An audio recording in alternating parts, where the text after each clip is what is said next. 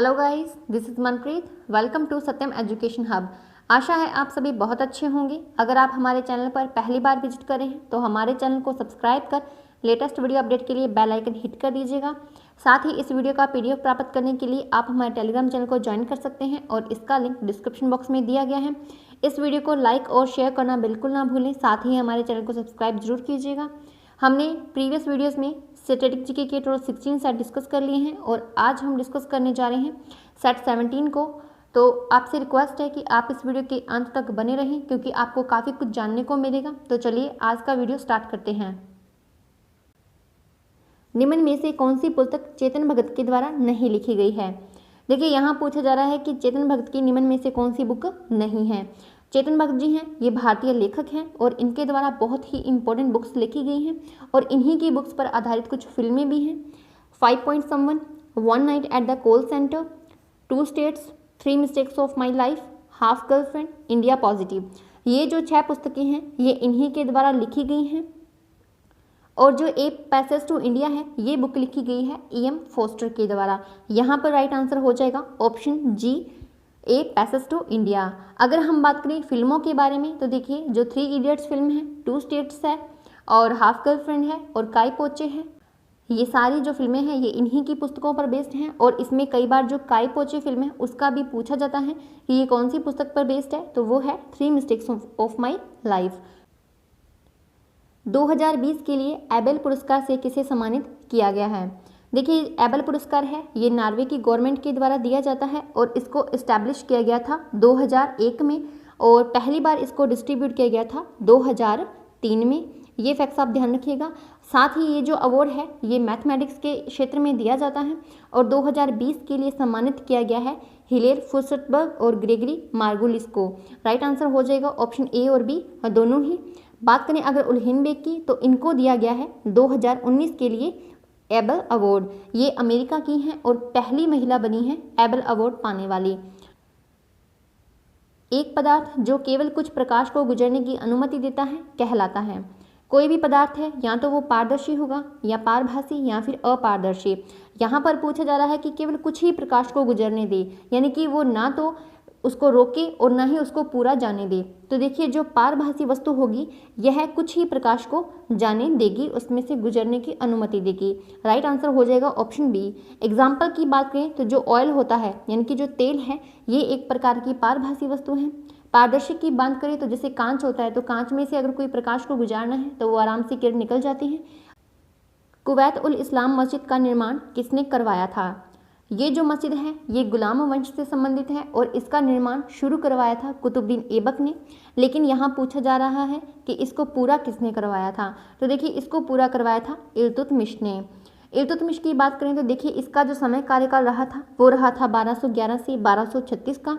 रजिया सुल्तान है, यह दिल्ली सल्तनत पर शासन करने वाली पहली महिला है और इनका जो शासनकाल है वो 1236 से लेकर 1240 का है। और जो रजिया सुल्तान है यह इल्तुतमिश की ही बेटी थी। बलबन है, ये भी गुलाम वंश के शासक हैं और इनका शासनकाल 1266 से 1287 का रहा था और इन्होंने लोहा और रक्त की नीति अपनाई थी। अगर हम इसके शासनकाल की बात करें तो 1206 से लेकर 1290 तक इनका कार्यकाल रहा था। अली ए लिलांग एक वसंत त्योहार है, यह कौन से राज्य का प्रसिद्ध है? देखिए, जो ये अली ए लिलांग त्योहार है इसके शब्दों का ही एक अर्थ है। अली का अर्थ है जड़, ए का अर्थ है फूल और लिलांग का अर्थ है बीज बोना और ये प्रसिद्ध है असम का।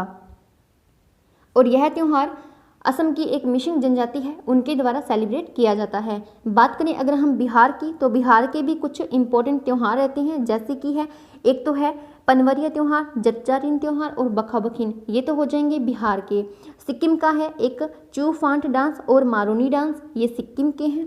उड़ीसा में देखें तो देखिए छऊ है, ढीमसा है और घूमरा है, ये तीनों ही नृत्य उड़ीसा के हैं। राइट आंसर हो जाएगा यहाँ पर ऑप्शन बी असम। किरेटिनोइड्स विशेषता प्रदान करता है?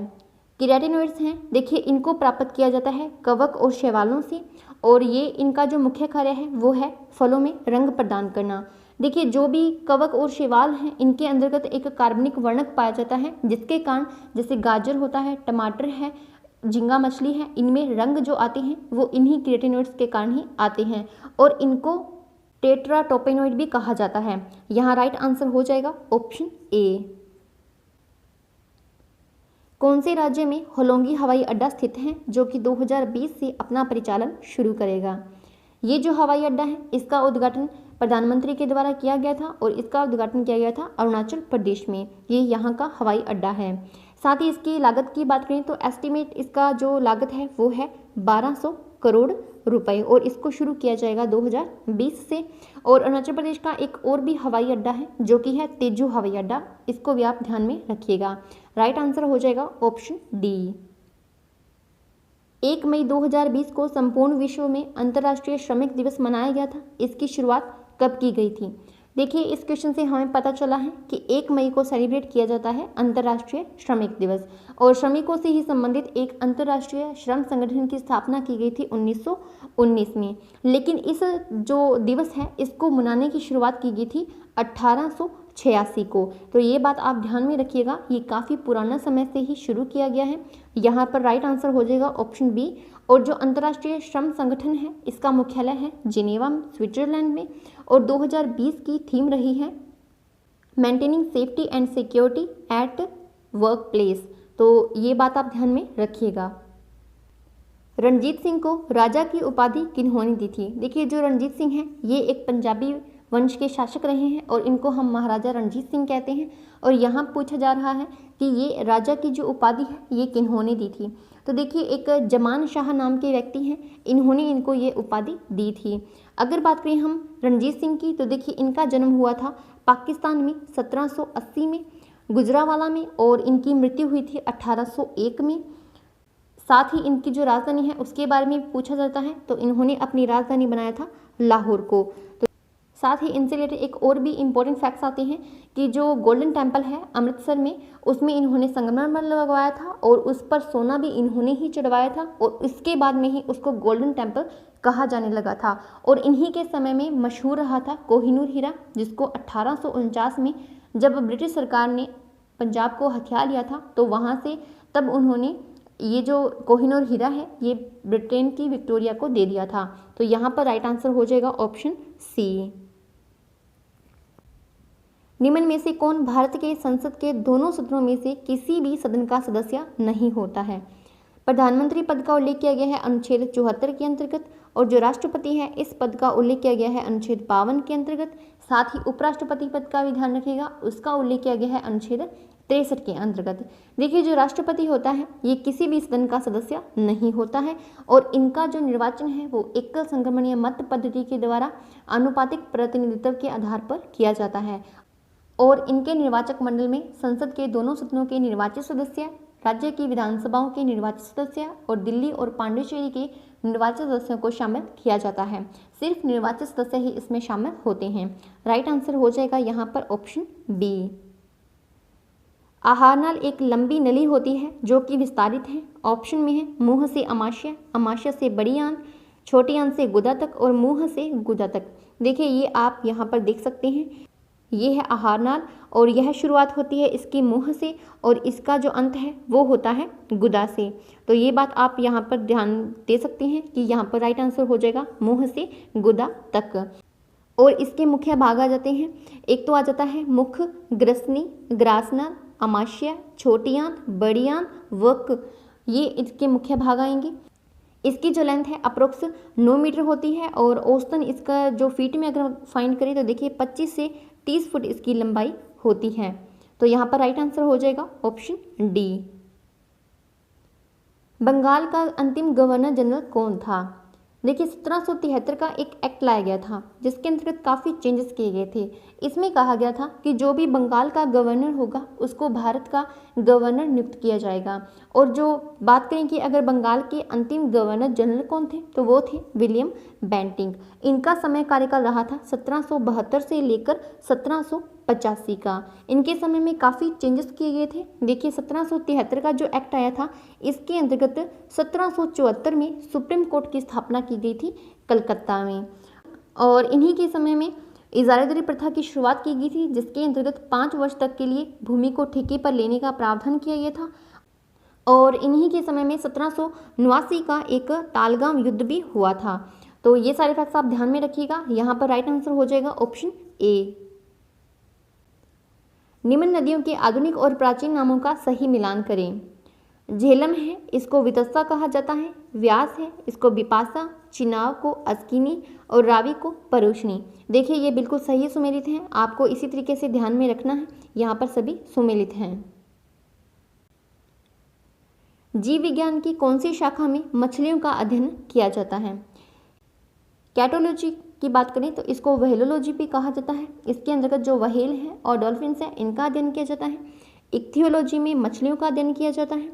मैल्कोलॉजी है, इसके अंतर्गत घोंघा का अध्ययन किया जाता है। और ऑर्थोलॉजी है, इसके अंतर्गत पक्षियों का अध्ययन किया जाता है। तो यहाँ पर राइट आंसर हो जाएगा ऑप्शन बी, इक्थियोलॉजी। जीआई का विस्तारित रूप क्या है? देखिए ये इमेजेस से संबंधित है और इसकी फुल फॉर्म है graphics interchange format. Right answer हो जाएगा ऑप्शन बी। निम्न अर्धसैनिक बलों को इनके कालक्रमानुसार व्यवस्थित करें। यहाँ पर बात की गई है अर्धसैनिक बलों के बारे में। अगर इसमें CISF की बात करें यानी कि केंद्रीय औद्योगिक सुरक्षा बल है, इसको इस्टेब्लिश किया गया था 1969 को। राष्ट्रीय सुरक्षा गार्ड है, इसको इस्टेब्लिश किया गया था अप्रोक्स 1984 टू 1986 के आसपास। और अगर बात करें हम असम राइफल्स की तो ये सबसे पुराना हमारा अर्धसैनिक बल है और इसको इस्टेब्लिश किया गया था 1835 को। और जो केंद्रीय रिजर्व पुलिस फोर्स है इसको स्थापित किया गया था 1939 को।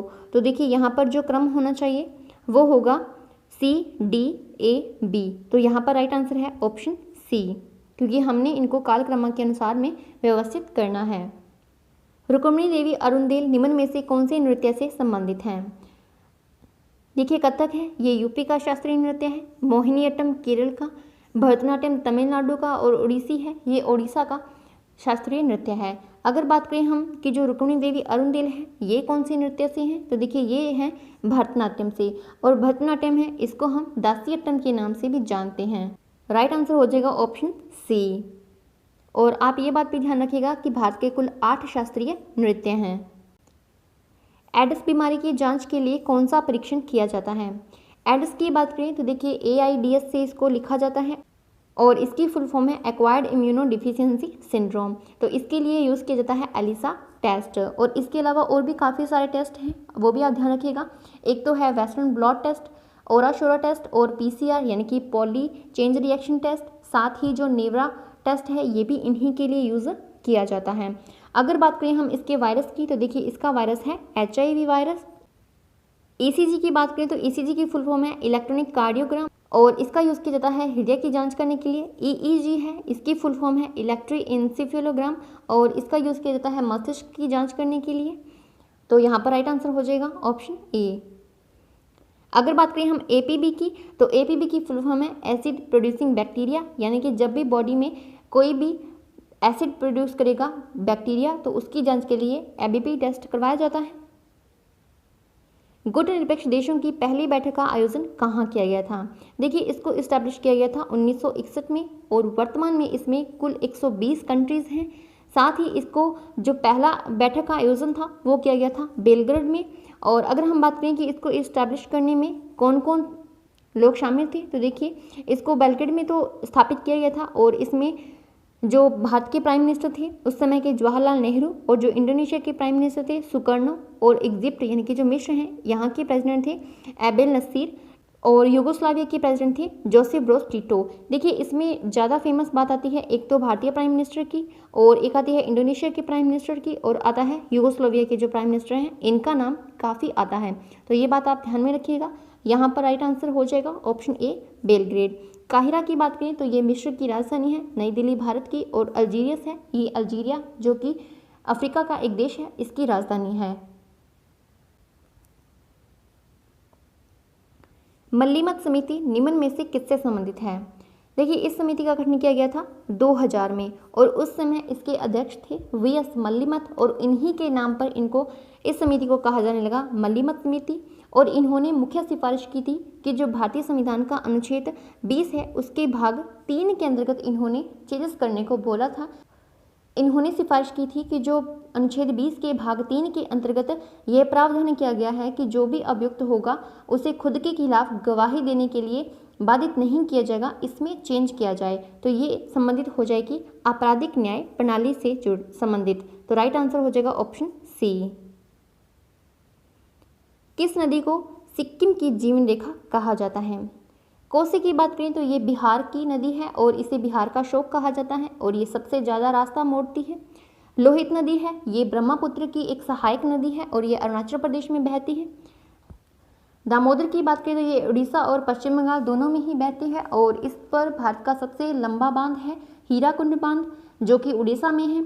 और अगर बात करें हम तीस्ता नदी तो देखिए इसको कहा जाता है सिक्किम की जीवन रेखा। राइट आंसर हो जाएगा ऑप्शन डी। कौन से प्रधानमंत्री के कार्यकाल के दौरान संसद में पहली बार अविश्वास प्रस्ताव पेश किया गया था? जो अविश्वास प्रस्ताव है, देखिए जो वर्तमान में सरकार कार्यरत है उसके प्रति अगर हमें विश्वास नहीं रहता है तो वो जो भी मंत्री होते हैं उनके खिलाफ में अविश्वास प्रस्ताव लाया जाता है और यह पहली बार लाया गया था 1963 में और उस समय सरकार थी जवाहरलाल नेहरू की और ये प्रस्ताव पेश किया गया था जेबी कृपलानी का। और जो जेबी कृपलानी है ये भारत की आज़ादी के समय में राष्ट्रीय कांग्रेस के अध्यक्ष रहे थे। यहाँ पर राइट आंसर हो जाएगा ऑप्शन ए। और इसके बाद में ये तो विफल रहा था क्योंकि इसके पक्ष में मात्र 62 वोट ही पड़े थे और इसके विपक्ष में 347 वोट पड़े थे और इसी कारण ये रद्द हो गया था, ये सरकार बनी रही थी। लेकिन इसके बाद में 1978 में एक प्रस्ताव लाया गया था अविश्वास प्रस्ताव, जो कि मोरारजी देसाई की सरकार है इनके समय में लाया गया था। लेकिन बात यह है कि इसको पारित भी कर दिया गया था, लेकिन इससे पहले ही इन्होंने अपने पद से इस्तीफा दे दिया था। तो यहाँ पर राइट आंसर हो जाएगा ऑप्शन ए। गुलजारीलाल नंदा है तो इन्होंने 2 बार हमारे कार्यरत प्रधानमंत्री के रूप में कार्य किया है। पहली बार जवाहरलाल नेहरू के बाद में और दूसरी बार जब लाल बहादुर शास्त्री की मृत्यु हो गई थी तो उनके बाद में इन्होंने कार्यरत प्रधानमंत्री के रूप में काम किया था।